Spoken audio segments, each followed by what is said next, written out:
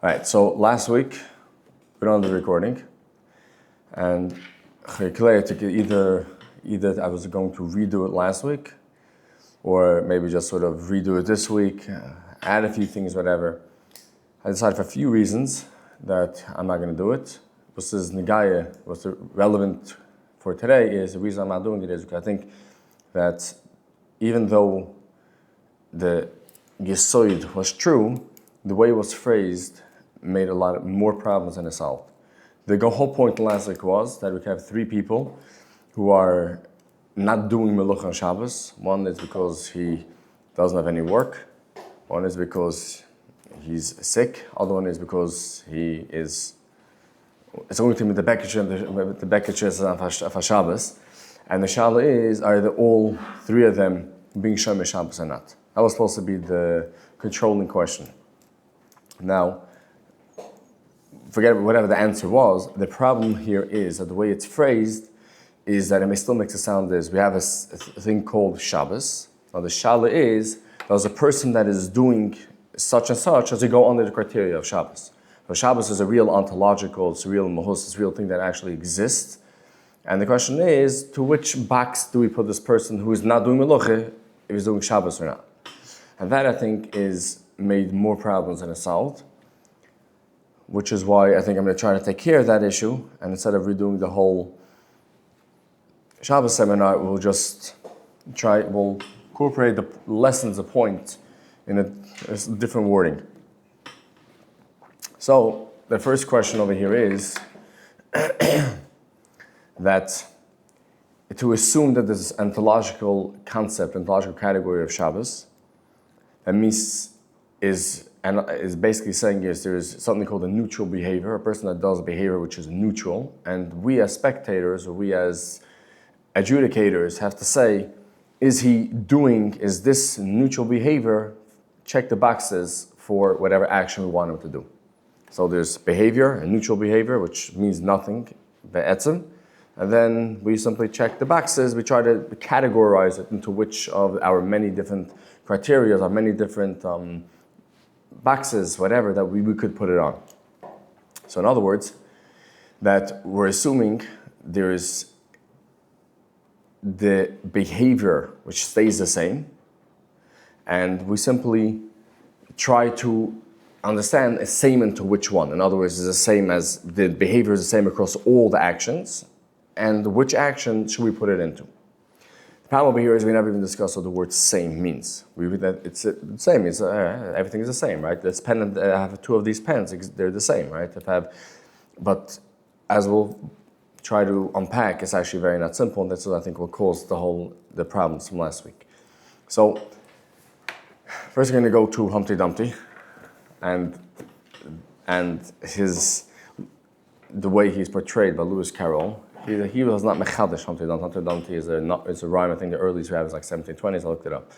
I think we studied it, but I think it's 1720. That's the earliest we have written down. But he's the famous picture with the egg, the famous egg that is brought into this from Lewis Carroll's the one that wrote it down. Meaning that in his picture has a famous egg.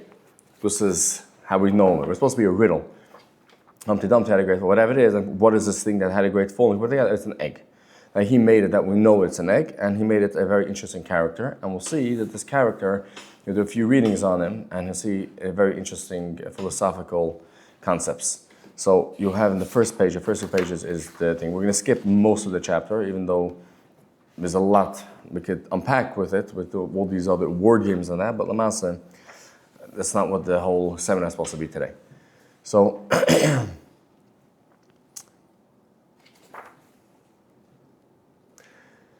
Humpty Dumpty, so basically Alice in Wonderland, right? Alice is through the Looking Glass, a continuation of Alice in Wonderland, and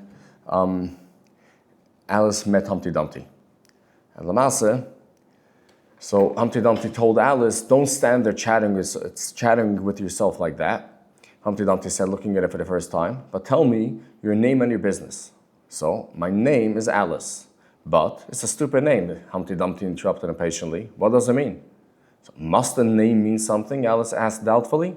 Of course it must, Humpty Dumpty said with a short laugh. My name means the shape I am, and a good handsome shape it is. With a name like yours, you might be any shape, almost. In other words, Humpty Dumpty assumes that the name of a person, if a name in general labels, it's a definition. As therefore Alice doesn't mean anything. So I'm not idea what it's supposed to mean. Humpty Dumpty is a shape of a Humpty Dumpty. It's a Humpty, and that's his name. Either way, we're skipping this over here, but in the actual book, it's skipped quite a lot. And so basically they had a whole conversation, and Lamasa, at the end, that Alice complimented him on the thing that he's wearing, called it a belt. It was really a cravat, because basically couldn't tell what's the waist, what's the neck of Humpty Dumpty. It's an egg, right? And he got very insulted, Humpty Dumpty. Lamasa was in the guy at E09 is that I know it's very ignorant of me, Alice said, and so humble a tone that Humpty Dumpty relented. It's a cravat, child, and a beautiful one, as you say. It's a present from the White King and Queen. There now. Is it really? Said Alice, quite pleased to find that she had chosen a good subject after all. They gave it to me, Humpty Dumpty continued thoughtfully as he crossed one knee over the other and clasped his hands around it. They gave it to me for an unbirthday present. I beg your pardon, Alice said with a puzzle there. I'm not offended, said Humpty Dumpty. I mean, what is an unbirthday present? A present given when it isn't your birthday, of course. Alice considered a little. I like birthday presents best, she said at last. You don't know what you're talking about, cried Humpty Dumpty. How many days are there in a year? 365, said Alice. And how many birthdays have you? 1. And if you take 1 from 365, what remains? 364, of course. Humpty Dumpty looked doubtful. I'd rather see that done on paper, he said. Alice couldn't help smiling as she took out her memorandum book and worked the sum for him. 365 minus 1 equals 364. Humpty Dumpty took the book and looked at it carefully. That seems to be done right, he began. You're holding it upside down, Alice interrupted. To be sure I was, said Humpty Dumpty said gaily as she turned it around for him. I thought it looked a little queer. As I was saying, that seems to be done right, though I haven't time to look it over thoroughly just now, and that shows that there are 364 days when you might get an unbirthday present. Certainly, said Alice. And only 1 for birthday presents, you know. There's glory for you. I don't know what you mean by glory, Alice said. This is an important part. I don't know what you mean by glory, Alice said. Humpty Dumpty smiled contemptuously. Of course you don't, till I tell you. I meant there's a nice knockdown argument for you. But glory doesn't mean a nice knockdown argument, Alice objected. When I use a word, Humpty Dumpty said in a rather scornful tone, it means just what I choose it to mean, neither more nor less. The question is, said Alice, whether you can make words mean so many different things. The question is, said Humpty Dumpty, which is to be master, that's all. Alice was too much puzzled to say anything, so after a minute, Humpty Dumpty began again. Am I going too far? Good. Oh yeah, no, obviously, this is the important part. Alice was too much puzzled to say anything. So after a minute, Humpty Dumpty began again. They have a temper, some of them, particularly verbs. They're the proudest. Adjectives, you can do anything with them, but not verbs. However, I can manage a whole lot of them. Impenetrably, that's what I say. Would you tell me, please, said Alice, what that means? Now you talk like a reasonable child, said Humpty Dumpty, looking very much pleased. I mean by impenetrability that we've had enough of that subject, and it would be just as well if you'd mention what you mean to do next. I suppose you don't mean to stop here all the rest of your life. That's a great deal to make one word mean, Alice said in a thoughtful tone. When I make a word do a lot of work like that, said Humpty Dumpty, I always pay it extra. Oh, said Alice, she was much too puzzled to make any other remark. Ah, you should see him come round me of a Saturday night, and Humpty Dumpty went on, wagging his head gravely from side to side, for together wages, you know. Alice didn't venture to ask what he paid him with, and so you see, I can't tell you. You seem very clever at explaining words, sir. Okay, that thing to send, right? Yeah. So basically, it sounds like a bunch of word games. It's very clever. It actually is, and there's a lot of philosophical, that whether he meant it or not, he was a logician, a Lewis Carroll, meaning a mathematician and thing, and he wrote it for it. But now Wittgenstein did not speak of, although he does mention Lewis Carroll in Derech Agav. In other words, he was certainly familiar with Humpty Dumpty thing. He never spoke about it. So what we're going to do is a reconstruction of how we believe Wittgenstein will respond to Humpty Dumpty, and as ridiculous as that sounds, and Lamasa will see the important whys of the guy. So now, Humpty Dumpty tells Alice that what? That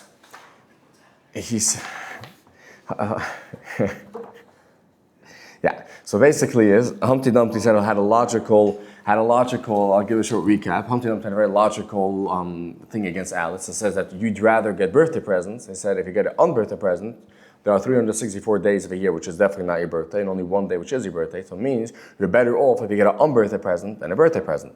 And that's an argument. It's a logical argument. But he finishes it up by saying that glory. What was the word? Plain glory. Oh, there's glory for you. So Alice said, I have no idea what you mean by there's glory for you. So Humpty Dumpty explained, I mean by glory that's a knockdown argument. So Alice says that that's not what glory means. He says, of course it is. That's what I told it to mean. So Humpty Dumpty says, when I use a word, it means just what I choose it to mean. In other words, Humpty Dumpty says that he is the master, as basically Alice said that, who said he could do that? So he says, can you make words carry so much meaning? Like a single word means so much things. So Humpty Dumpty said the question is, and it's an important point, which is to be a master? That's all. What is a master? Who is the master of words? Humpty Dumpty said, I'm the master of words, and therefore I can make it mean whatever I want. This is reminiscent of the private language argument we had in Seminar 7. In other words, Humpty Dumpty is saying, what I intend the words to mean, that's what it means. But Lamasa, and that is what it means to be a master of the word. So, but let's think for a second. Alice says, I have no idea what you're talking about. And then impenetrability, ganze whole arich is what it means. It means I think we should stop talking about this and to go into the next topic. And again, he's saying, I'm the master of the words, but whoever he's speaking to has no idea what it means, and he then has to go and explain it. So this is exactly the issue of private language. There's no such thing as a private language, because if a word just means something to you, it is non-existent to the other person. There's no way to communicate. There's no communication. And Humpty Dumpty, who claims to be the master of language, has to go right back to public language and explain what the word means. So he literally gained absolutely nothing. Now we're going to get back to more parts of Humpty Dumpty later. I didn't just bring at this point. But the point of it here is, using his words, he said he's a master of language for what? Because he can make up the meaning whatever he wants. Lamasa, he cannot make up the meaning what he wants, and he has to bring it back to a public grammar. So then what is a master of language? Master of language will be then the one that knows how to use it competently, the one that knows how to actually use language in the language game, in the syntax, in the way it is normally used. Right? There's two different ideas, two different views of language. Is language what I intended to mean, or is language is being a master of language that I could say what language means, what each word means, or is being a master of language that you know exactly how to use it as it's supposed to be used in this public language game. So now, let me ask you a question when it comes to Tzedakah. Right, that's the thing.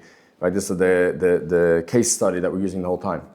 Can I make Tzedakah mean Tzedakah if I intend it to be a bribe? Can I be the master of my own language and say that Tzedakah means, you know what Tzedakah means?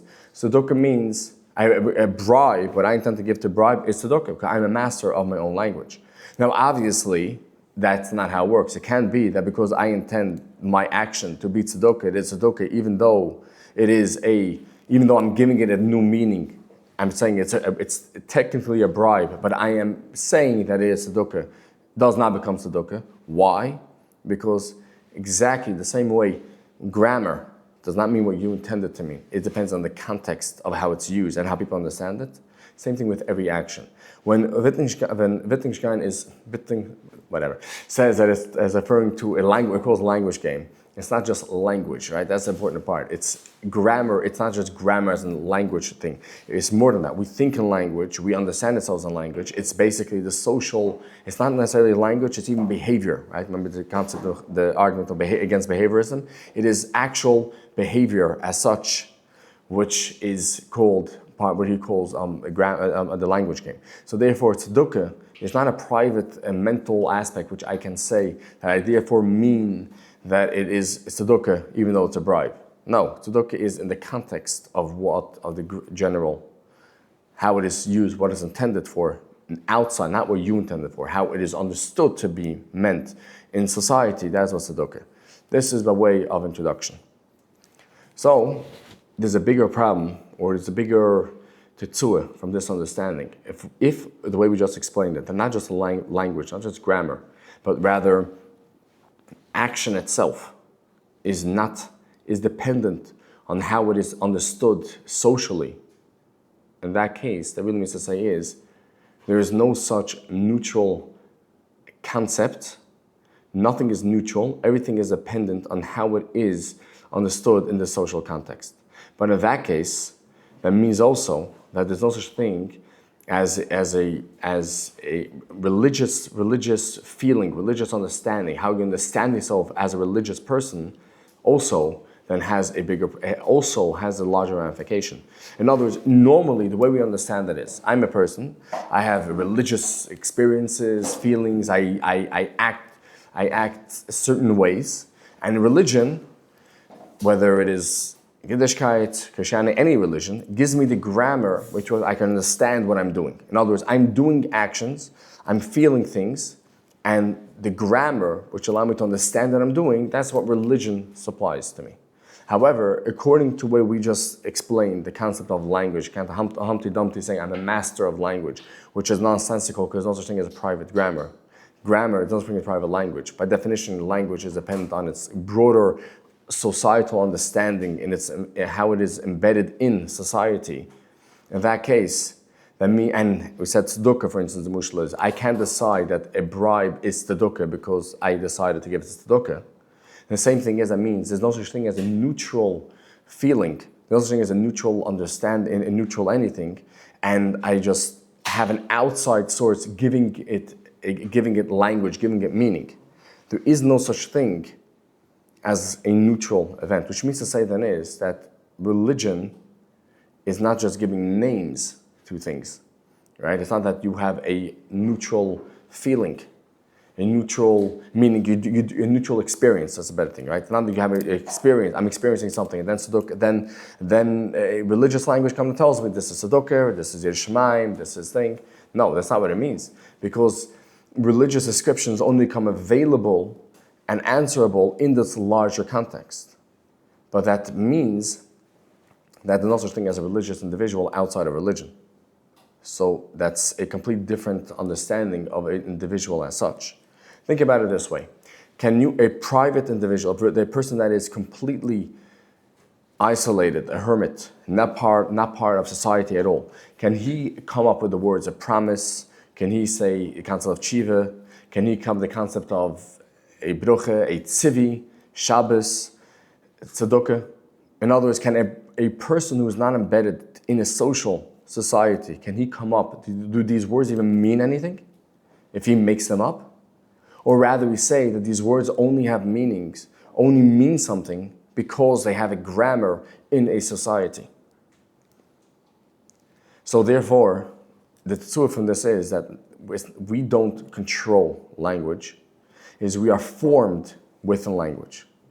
Now, once we are formed within language, obviously it's not set in stone, right? We can have we could change certain meanings, we can change understanding of things, but it's not that we start from nowhere and then we put ourselves into language, right? Now, the problem with this, so let's go back to the problem, I think, at the end, the last 20 minutes of seminar 8, right? Where we were asked the question that from the Rambam, that what? That maybe we could say that there's two types of mitzvahs, right? There's a mitzvah, the mitzvah of which the understanding of the mitzvah itself is important. In other words, understanding, let's say, things are supposed to give a minute, things that like say Shabbos, or the way he spoke then. These are things which understanding, the understanding is important, and that's how we're formed. We need the whole form is supposed to give correct understanding, correct orientation to certain things. And if you don't understand it, in that case, it's going to show Gatin. If Shabbos is supposed to go to bring it back to the concept of B'yis Olam and the concept of a minute in Hashem, in that case, if you don't understand that's what it's supposed to doing, in that case, you won't have it. So there I can understand the concept that if you don't do it in the social, in the greater and bigger context, if you don't understand what you're doing, and there, it won't form you correctly. However, mitzvahs, it's simply, let's say, the Moshe will give tzedakah, which is supposed to simply form compassion when a person gives tzedakah. He takes some of his own money and he gives it to to pliny, right? It's supposed to form compassion. It's there, and it's automatic. It's a tzedakah. You're taking away from your own money, giving it to somebody else. So automatically, it should form the person. So who said at that point there's any understanding of what you're doing has to come from the right source? That was a question we had. That was a question that was left last week. We could sharpen the question and make it even stronger. There's no question that a child, before he even understands the philosophical or psychological implications of tzedakah, of what the point of tzedakah is, that he can still be formed by tzedakah. So doesn't that sort of show that there's certain actions which inherently teach, inherently form the person for better? That is a question. Now, the issue with this question is, in other words, what this question presupposes is that there's something called the same behavior, and we simply have to push it into a box. Giving out money, taking out money and giving it to somebody is a neutral behavior, neutral grammar, and therefore we can say that is also tzedakah. In other words, it's not that there's a difference between giving out money if you give it to tzedakah or for something else. There is the concept of taking out money from your pocket and giving it to a poor person, and therefore, no matter call it whatever you want, it's still doing something. In other words, tzedakah means taking out money and giving it to somebody else, and that's what you're doing. So I don't care if you have no understanding of the tzivya Hashem, whatever it is. Ultimately, you're doing that neutral act, right? Basically, what we started off. This is a neutral act. It's a neutral grammar, and we can simply just put it into the correct box.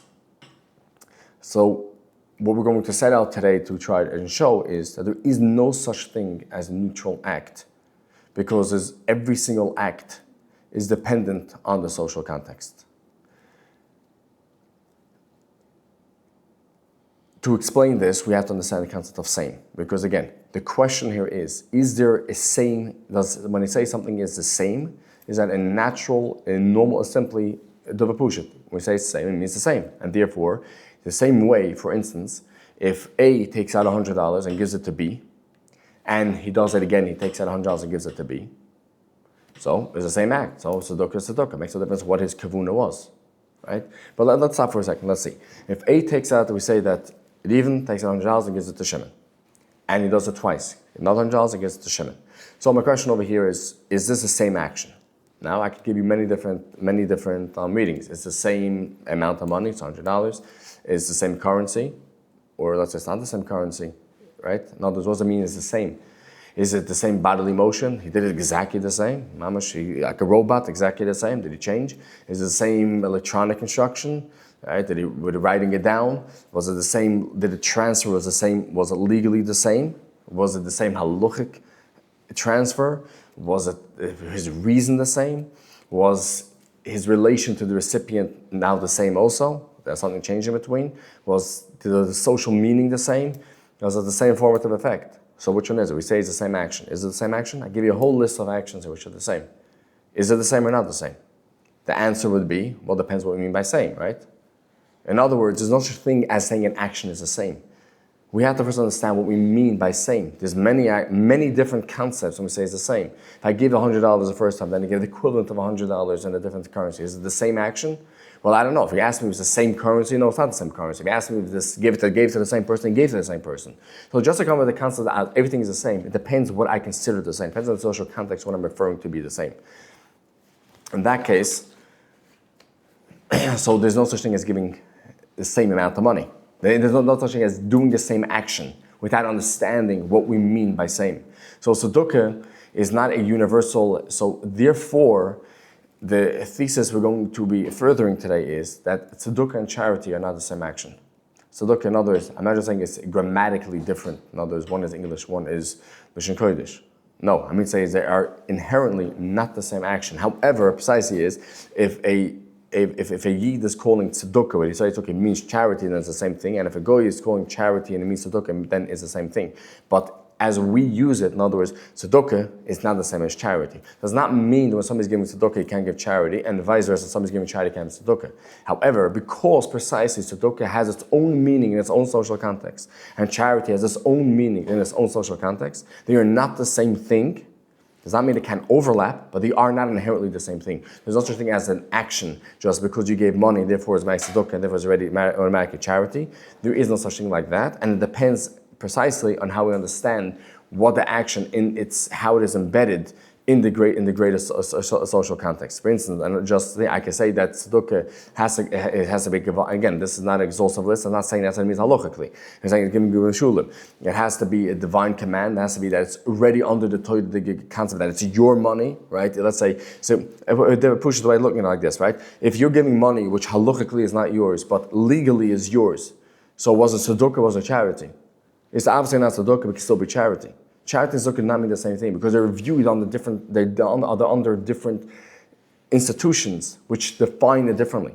So there's no just a neutral act as saying I'm giving tzedakah or I'm giving money. By just saying giving tzedakah is you have to presuppose an institutional concept of tzedakah. When you say giving charity, you have to presuppose an institutional concept of charity. And only then can we understand, say, if it's the same thing or not. Right? But I could mean that somebody could give $1,000 to tzedakah and it still be tax deductible because it's still counted as charity. Doesn't mean because the tzedakah is not charity. Just means don't take for granted just because it's tzedakah it is charity and just because it's charity it's tzedakah. They mean two different things because they're two different institutional descriptions of what makes it what it is.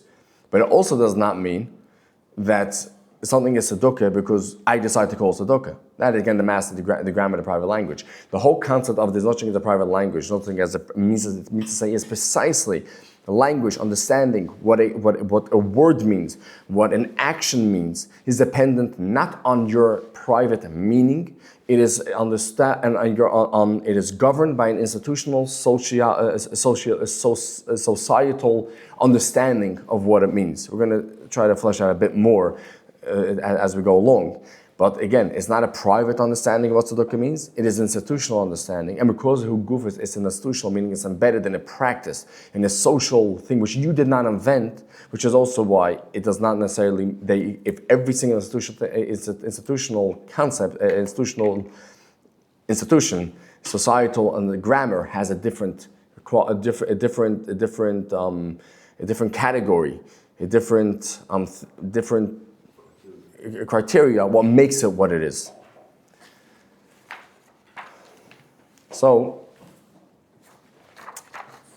to bring this into a simpler meaning, because to bring this into a more, let's go to philosophical investigations. 316. I think it's in the first page still.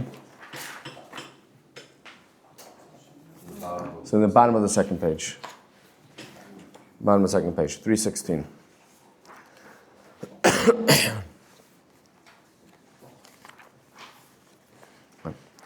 So, in order to get clear about the meaning of think, right? So he's trying to say when you say that I'm thinking, it's a dovapusha. What I mean, right? I'm thinking, right? I mean, he's trying to say is that no, you only understand what thinking means because you are already brought up into the grammar of, and you have an understanding of what thinking means. So it gives a mushal of checkmate. So in order to get clear about the meaning of the word think, we watch ourselves thinking, right? And want to know what do I mean by thinking? We watch ourselves thinking. What we observe will be what the word means. But that's just not how the concept is used. So it would be as if without knowing how to play chess, right? Not the going. The whole point of it, I want to understand. I want to know what think means. So I was saying, I'll observe myself think. So in other words, if I don't know the word think, somebody would say, I can still learn what the word think by observing myself. Wittgenstein, that's impossible. It would be the same thing as saying, it would be as if without knowing how to play chess, I were to try to make out what the word checkmate meant by close observation of the last move of a game of chess. In other words, if somebody believes I could understand what the word think means by just observing myself think, is the same thing as saying I can learn what the word checkmate means by observing the last move in a game of chess, which is obviously absurd because just seeing a person move a last piece, you have no idea what exactly checkmate means, right? It has, in order to be a checkmate, it has to be part of the game of chess, which requires understanding of the functioning of the pieces. It requires understanding of what constitutes checkmate, and it requires understanding of the movements, right? Istam observing someone making a checkmate is not going to teach you how to make a checkmate. More than that, I can teach you what a checkmate even means. All it shows you is the end of the game. Somebody moved a piece, said checkmate, and we left. So I could always go, move it, I'm moving the pawn in the beginning, or move the horse in the beginning of chess, checkmate, I won, right? It's obviously absurd. It's only because I know. So now, if I know the rules of chess, but I don't know what a checkmate means, or I don't know how to do a checkmate, and then I observed someone playing chess and it says a checkmate, then I understood what was going on here. It's not that you're coming here, if you come here with no knowledge, you'll have no idea by plain observation of what a word means. If you don't know what think means, by just trying to think, what does that mean? Is it a type of feeling? Is it a particular, a progression of thoughts? You have no idea what the word think means. It's only because you were brought up in these languages and have some intuitive understanding of thought, that's why you know what think means. Let's go to the next case of the parrot. It's 344. Is it conceivable that people should never speak an audible language, but should nevertheless talk to themselves inwardly in the imagination? Yeah, it's a very good question. Is it possible that we could say that people will never, a person who never, in general people, meaning a new type of language, we never speak, we just think in our minds, and we're going to call that as language, right? Now we're going to make the question, the person answers, Wittgenstein, yes, if people talked only inwardly to themselves, then they would merely be doing always what, as it is, they do sometimes, right? We think to ourselves also. So therefore, we talk to ourselves in our mind, right? So why not? Same way, it's all we're doing over here is saying is sometimes we think to ourselves, and now I'll imagine a person that always speaks to himself. So why not? What's wrong with that? Wittgenstein answers, so it is quite easy to imagine this. But one need only, actually, yes, it's very easy to imagine it, but let's see if it actually makes sense. One need only to make an easy transition from some to all. Similarly, an infinite long row of trees is simply one, does not come to an end, right? It's very easy to imagine something with an infinite row of trees, we just add one. So it's simple to imagine. That's only because we understand what a row means, only we understand what tree means, and only we have some sort of conceptual understanding what infinite means. Our criterion for someone saying something to himself is what he tells us, right? When we say that somebody says something to himself, it's because then he tells us that he was speaking to himself, right? As well as the rest of his behavior. And we say someone talks to himself only if, in the ordinary sense of the words, he can talk. When we say somebody speaks to himself, it's because he understands. He is somebody who is under language, understands what language is, and uses language. Now he is thinking to himself, using the same criterion and just doing it to himself, and that tells us what it is. However, we did not say that if of a parrot or of a gramophone, let's say a recorder, right? Or a tape recorder, CD. We never say that it is thinking to itself. Why not? It's speaking to itself, speaking to no one, because it's not under the criterion, it's not under the social aspect of the grammar of speech. If to say that somebody only a type of people that only speaks to itself is equivalent to saying it's a parrot. Why? Because the criterion of speech, the criterion of language, is precisely what means it's a social. It's a social understanding. It's not social understanding. It's embedded in as a society that we speak what speech is, and therefore somebody that only does it to himself by himself, we do not consider speech. There's an interesting parallel, in the Chivas Semch Tzedek and Even Ezer. Then in Checkmate was trying to give the criteria where somebody can only speak a little, and he says the difference between a reason why a person, it's not exactly something. It's an interesting parallel, but he says that the same way the same way if a person could speak a little, and even if he can't fully, he has only quietly, whatever. It was an interesting type of person over there. Was considered a chedish, couldn't have normal conversations. He doesn't have speech or not. So the Tzemach Tzedek is considered that he could speak. Why? Because he has an understanding, because he could give him to understand what he's doing, what he's give a get. He can understand the concept of a get. He can understand the speech is coming from a place of understanding of what he is doing in the larger context. Therefore, that's considered speech. Whereas a parrot, so the Tzemach Tzedek, is not considered speech because there's no understanding of the broader context of what he is doing. It's a similar concept. Language means to say there's a concept of a broader understanding, it's part of a societal practice. That is what language is. A parrot who has no understanding of this broader societal concept is not called speech. Now, what is he trying to say? Someone that never doesn't so the way, No, it's just not. No, not what we call speech. It's not what we call speech. The point here is more. It's not what we're going. The same way we don't say a parrot speaks because he is missing the understanding of the. That's not his case. He's thinking maybe different words in different context. No. He's saying it's not a social interaction or the. Yeah, but it's not identical to the parrot type of thing. The other parrot that's repeating a word, he's not thinking. But the person has a thought, right? Maybe not that social. Actually, no. Because as we said, that's the problem with the private language game again. Right. A person that was actually Language, right? But but we read the one before he spoke about the language, the person. The rule following. Yeah. We're gonna get to that now, actually. Right. So over there, he's saying whatever. Maybe it's not in the terms and language on a social. He said it's like a word game, like a game. What does he call it? Like a. Well, because of language games. Language game. Yeah, but he's thinking. It's not like. Yes, but that's because you're assuming that this person has language. What you're really speaking about now is a person that has language and just got stranded on an island, not somebody that actually grew up on an island with no interaction with any other person. Let's say someone Because- who was born on an island, never saw a person. But in life. he doesn't have a language. So what goes He through can't his think. mind? Forget that. And not even a child. That thinks and he picks up something. He seems actually he's thinking. But he doesn't It's know. an animal. That is not language, right? It's not even language. There's no question that an animal also has sensation. That is sensation. That's precisely going back to behaviorism, right? In the 7th seminar, that's Wittgenstein's argument against behaviorism. It's not that we have an eternal. The point being over here is yes, you can have actual feelings you have. However, pain you don't have. The definition of pain is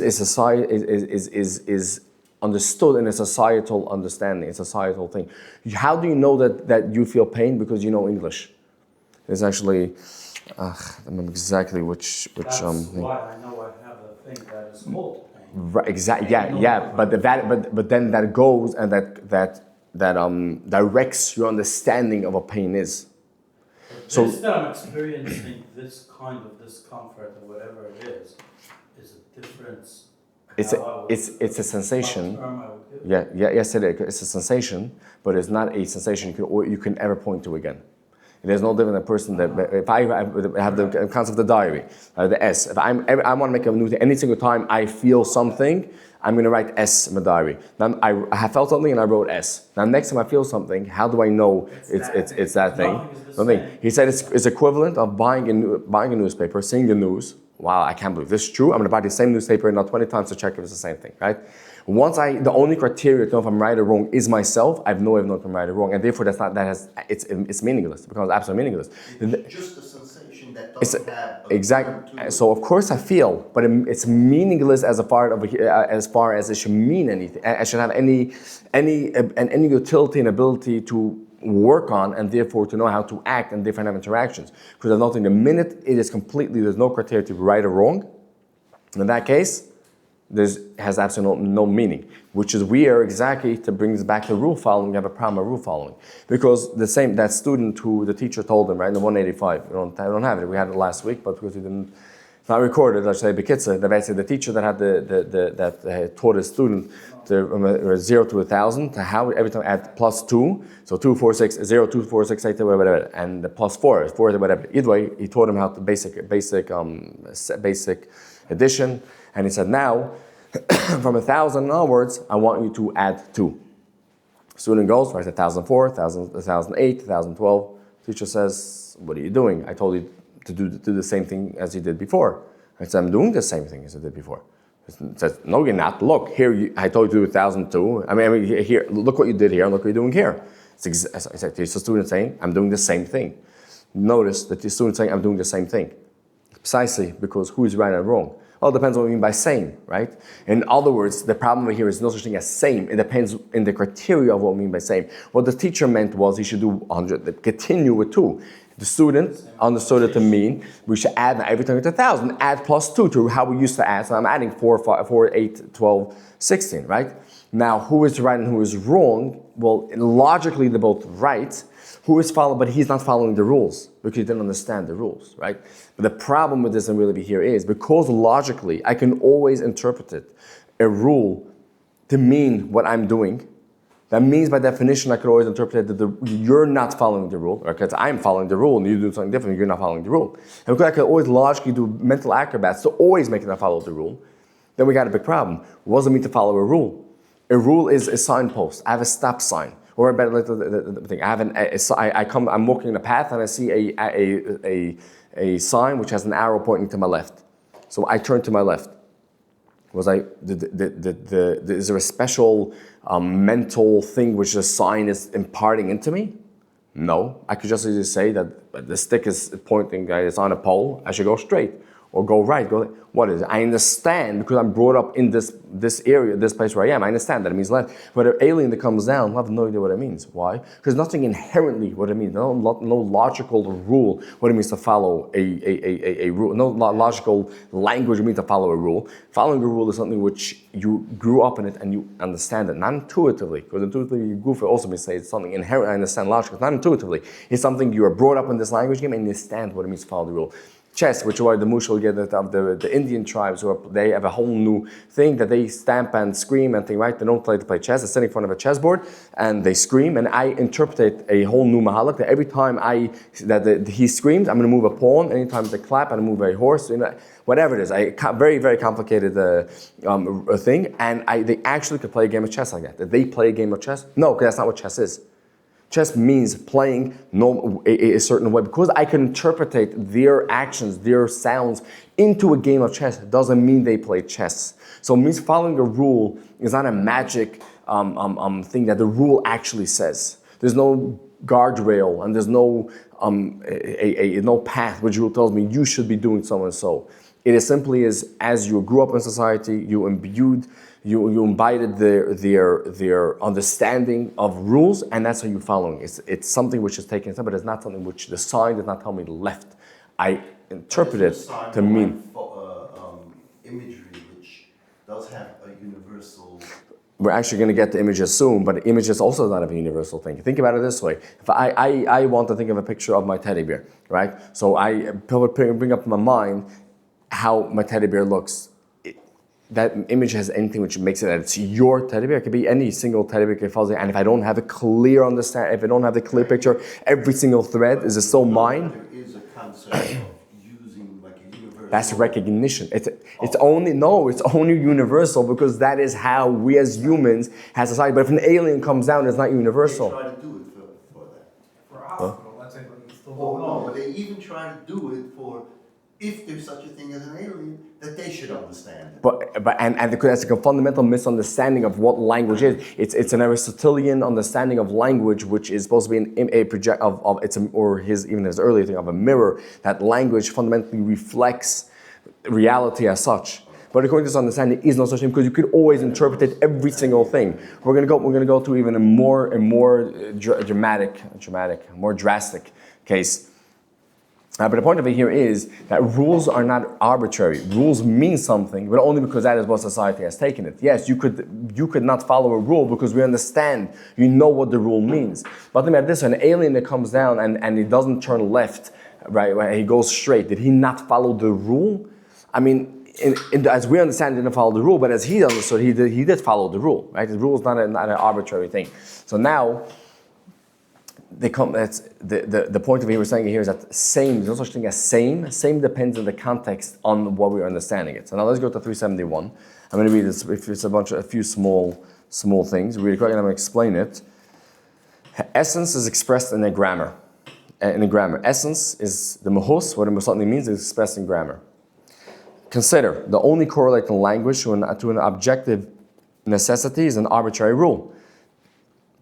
It is the only thing which one can milk that objective necessity into a proposition. Grammar tells us what kind of object anything is. Theology has grammar. Pashas, if you read like this, what he's saying here is that there's nothing which exists in truth. Everything is whatever you decide it to be. Nothing has the essence of mahus, Most of whatever you decide it to be, you can decide to chair the thing. Yeah, that's definitely not what he's saying. That would be a postmodernist thing, which Wittgenstein is very much against. He's saying something a lot more nuanced, a lot more nesach mechachmedik.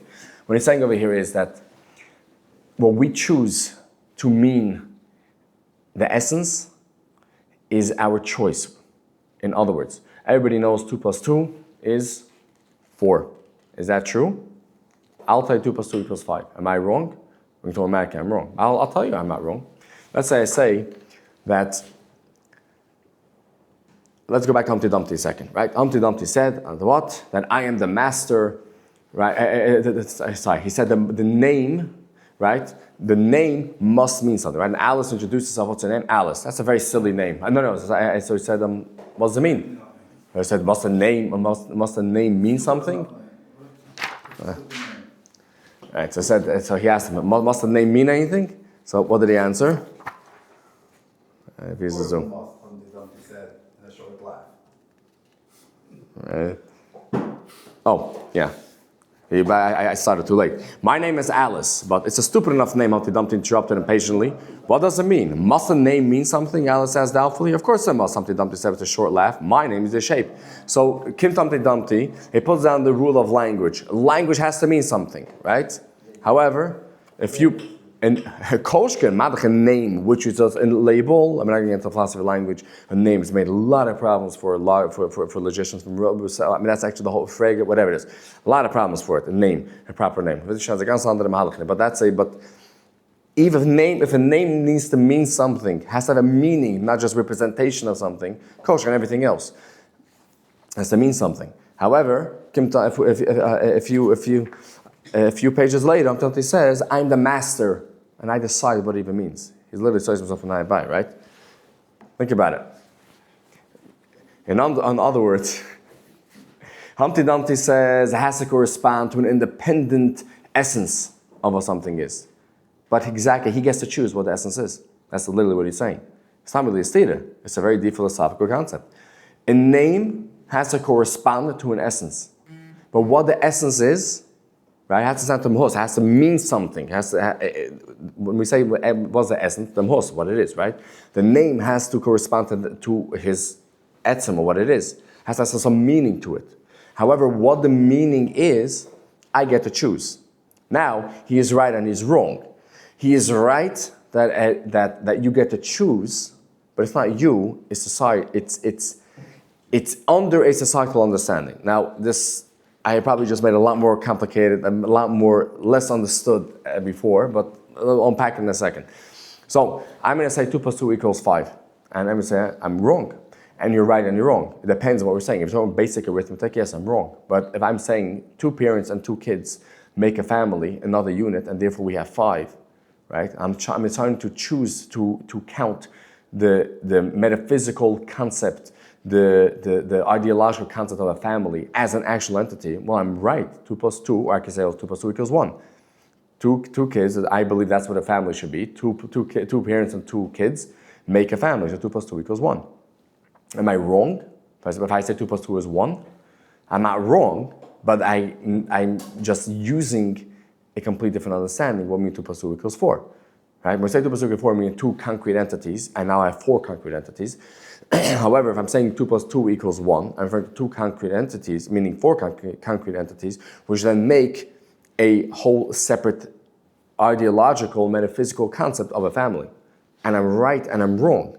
So when we say, right, so it doesn't mean that arithmetic is arbitrary. No, it's not like today's Nayishtism that the math is completely whatever it is. It's not true. Obviously, math is true. However, what I decide that I'm going to count is not necessarily, is correct. That's a different thing, right? I say 3 equals 1. Does this make sense? Well, technically, no. 3 is 1, right? 3 times 1 is 1. 3 times 3 is 3. And 3 equals 1 really doesn't make any sense. But it doesn't make sense if I say the pusik means 3 strings make 1 rope. So I'm just counting different items, right? So in that case, when we say that the essence is expressed in grammar, grammar tells us what type of object we're referring to. Our things are not arbitrary. You can't make up your own random things. However, what we consider is dependent on grammar. Grammar is societal. So it's societal. So yes, the essence that things mean something that is correct, and we can choose what we're referring to. However, it is not, as Humpty Dumpty says, I can arbitrarily choose and take a random thing, the words, because that's a private language. It makes absolutely no sense. There's no understanding. And when Humpty Dumpty went about it and said randomly put words and said that glory to you means that's a not an argument, I still have to then translate it into public grammar because I have no idea what you're talking about. However, that does not mean that it is the essence is fixed in the senses that it could only mean one thing. It depends what we decide to count. If I want to say the 3 strings make one rope, then yes, 3 equals 1 is correct. Logically, correct mathematically, but it's not how we are using it. So somebody says, so now going back to the rule following, when that student went and started counting from 1,000, 4,000, 8,000, 12, logically he's correct, but he's wrong in the sense of the way we're using it. It's not how we are understanding arithmetic. So he's right and wrong at the same time. So we say the essence is expressed in grammar, means to say is that what philosophy should be, what we're going to consider the essence of something is ultimately a grammatical decision. That's really what it is. But not that it's arbitrary, not that it doesn't really, of course, things be'etzem exist. We're not postmodernists, right? So tzedakah. Let's go back to what we always said, tzedakah.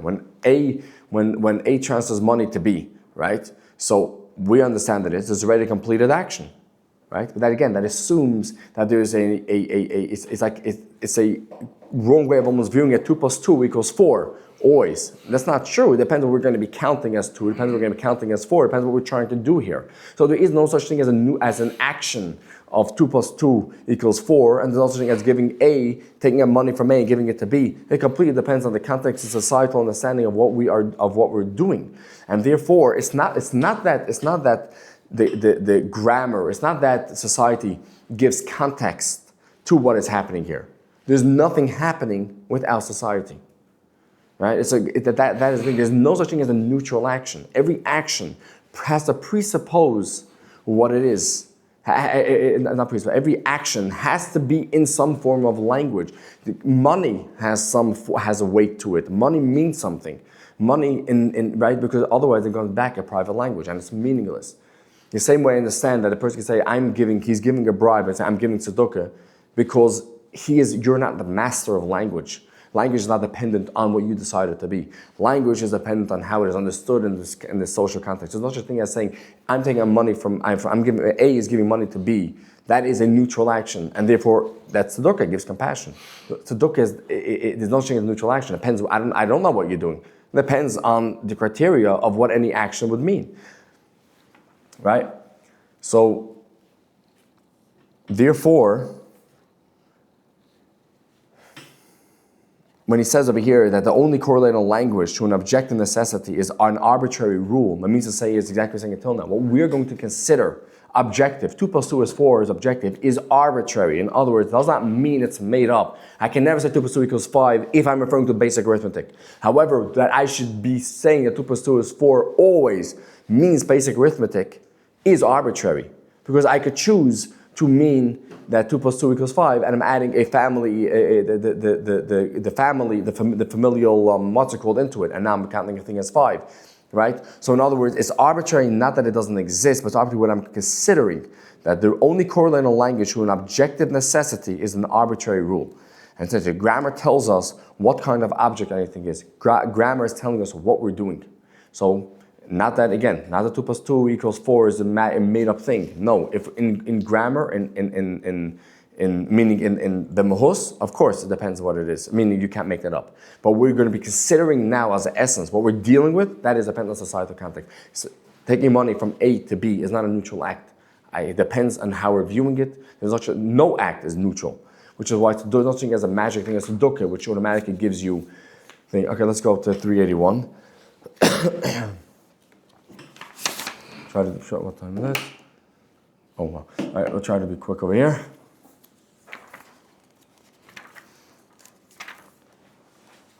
$381. How do I recognize that this color is red? One answer would be, I have learned English. This is literally everything we're saying right now. How do we know that anything is anything? It's because I understand the language where I'm coming from. I understand the rules, I understand society. I was trained in English, if I know what it means, read. How do I know what tzedakah means? Because you were trained. You grew up in a household, a Yiddish household, and therefore you learned what things mean, right? Somebody says, how do you know what Yiddish Shemayim is because it's not because he has the old understanding before Wittgenstein was that we understand is you have a certain feeling and you have a feeling of fear or whatever it is, and comes religious language and puts a label on it. This is called Yiddish Shemayim. There's no such thing.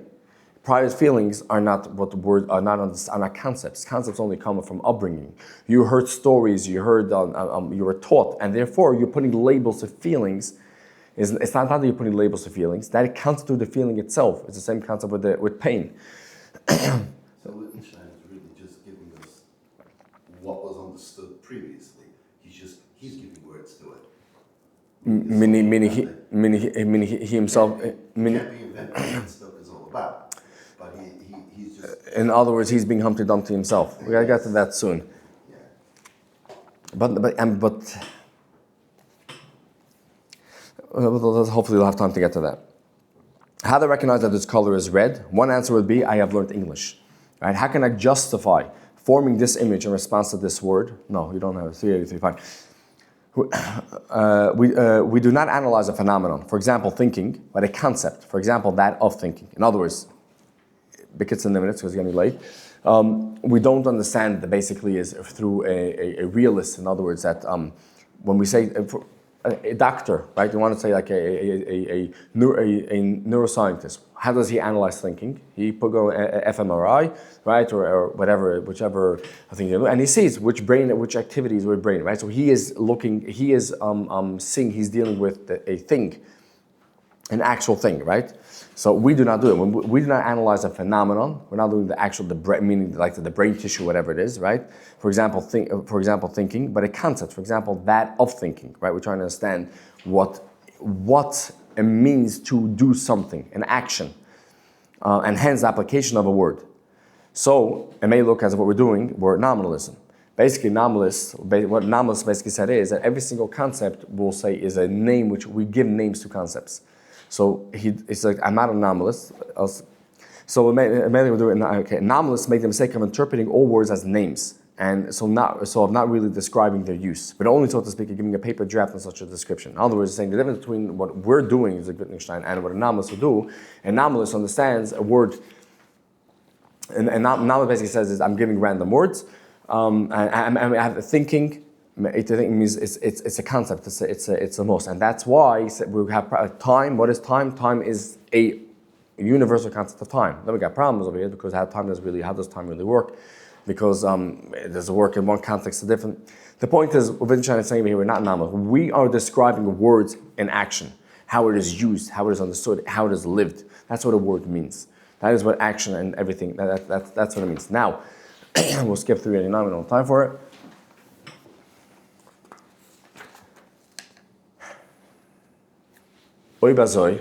If everything we're saying is correct, then comes out that it's extremely important actually to understand, to dissect, and to try to understand what religion is. Why?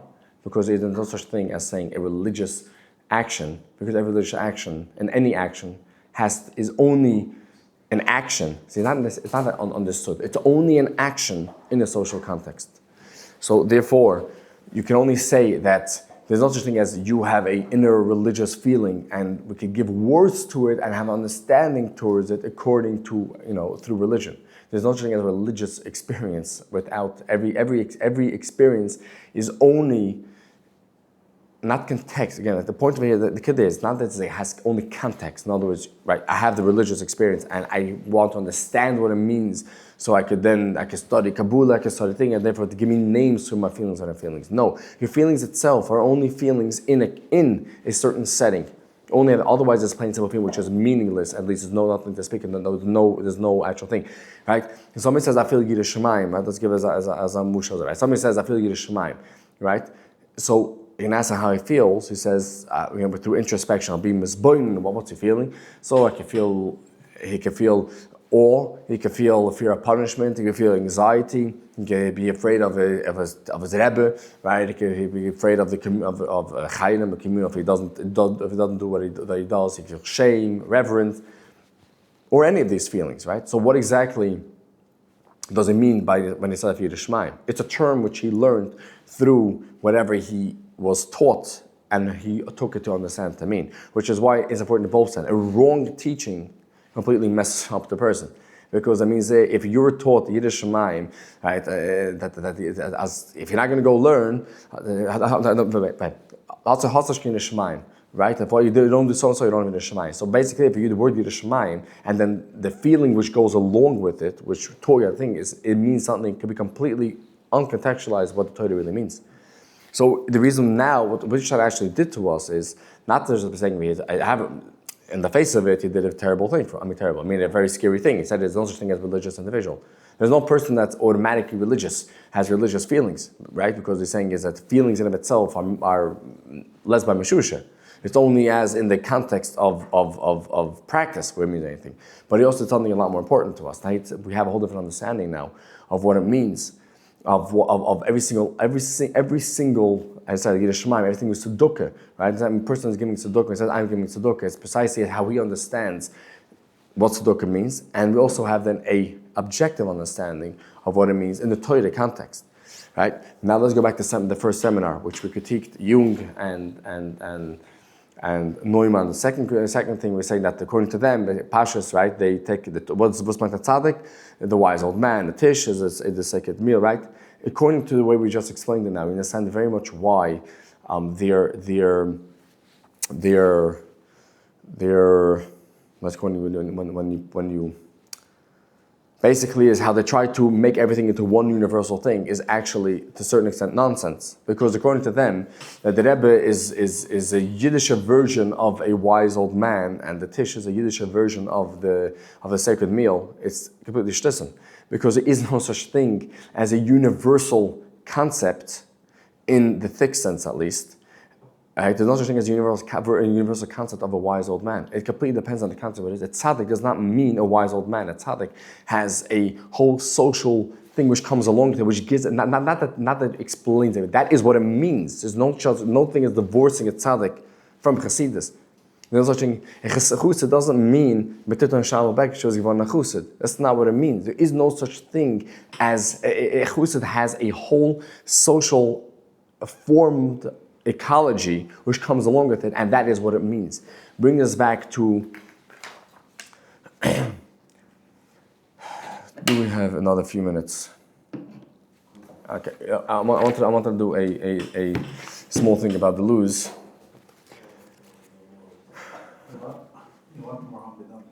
No, we're going back to Humpty Dumpty. Exactly, it's a whole different reading of Humpty Dumpty. We're going to go to a whole thing. It's page 20. Well, you have I printed out. You don't have thing. The actual thing I printed out is a bit garbled, but whatever. I'll read it from the book. You can start on the one side of things. Okay, it's the middle of a paragraph. Things, the event subsists in the language. The things. Okay. On the side of things, there are physical qualities and real relations which constitute the state of affairs. There are also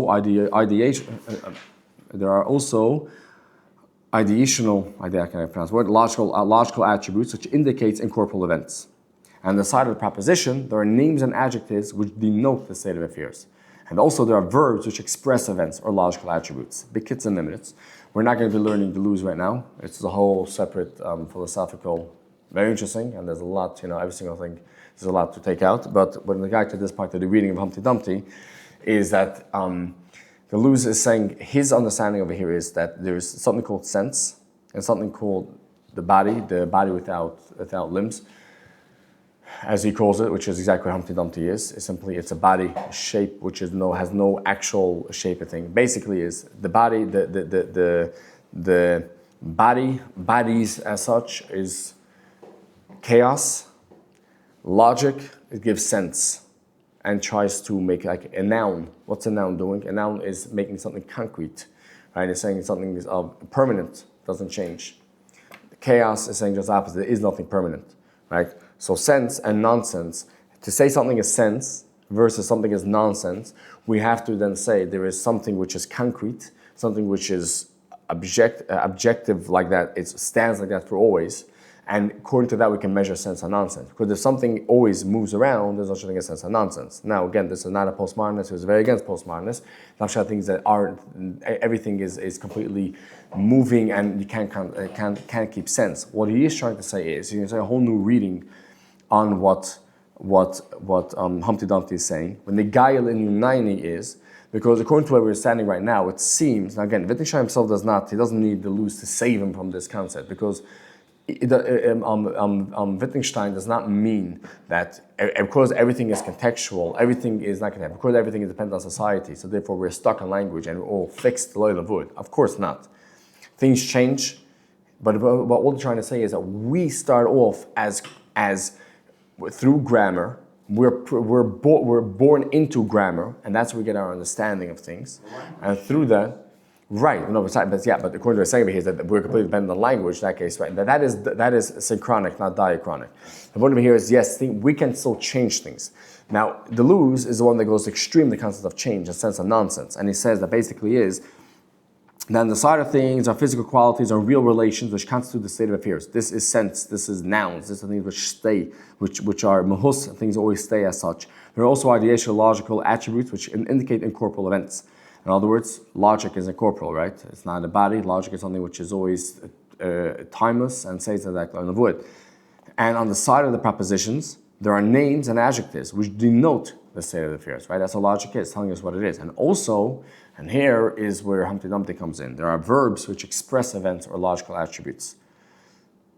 On the one hand, there are singular proper names, substantives, and general adjectives which indicate limits, pauses, rests, and presences.